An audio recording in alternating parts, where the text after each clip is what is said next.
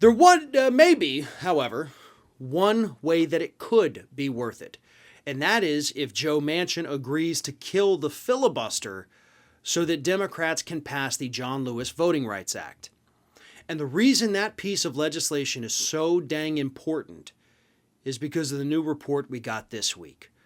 According to a new report from CNN, you have multiple Republican-controlled states out there, including some who have already passed restrictive voting measures this year, that already have a full slate of legislation with even more restrictions heading our way in 2022.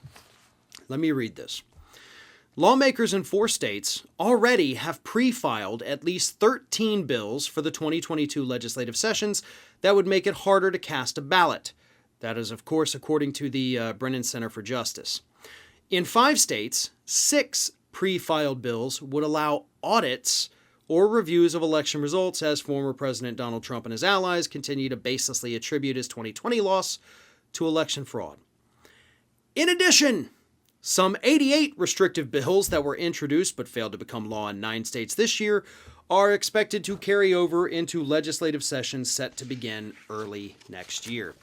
And let's not forget that so far in 2021, 19 states passed 34 restrictive voting bills.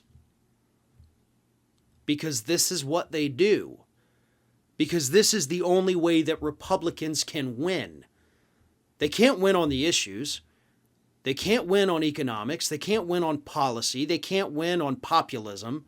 I know Trump did in 2016, but technically lost the popular vote. So what do?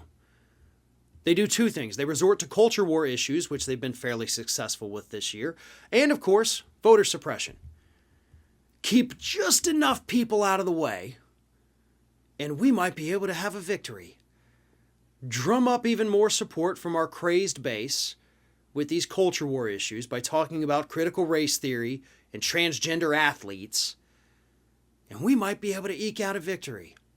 And of course, they're helped along the way with gerrymandering, which is going to play a huge role in the 2022 elections.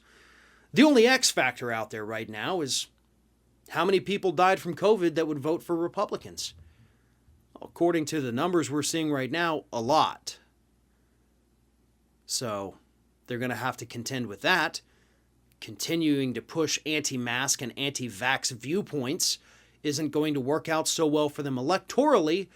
So, of course, they have to push these restrictive voting bills. And as I said, one of the worst parts of this is some of these are in states that have already passed restrictive voting measures this year. Florida and Georgia are the top 2.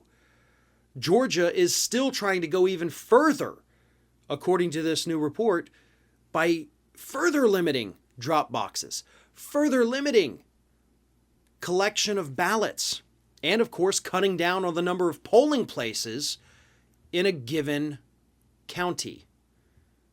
Florida, again, I mentioned this earlier this week, they want to create a new $5 million office whose job it is to go around and find voter fraud, which, does exist to a small degree, certainly not in enough numbers to sway an election. And of course, most of the cases we're finding here in Florida are Republicans, so that's probably not going to work out very well for them, but that's what they're doing. And they're doing it because they can't win on the issues. They can't win talking to normal people. So they shut them out. They get them out of the system, get them off the voting rolls by any means necessary, because that is their only path to victory. They've been hugely successful with it in the past. And most of these places where these bills are being proposed, there's not enough opposition to prevent them from becoming law before the 2022 election.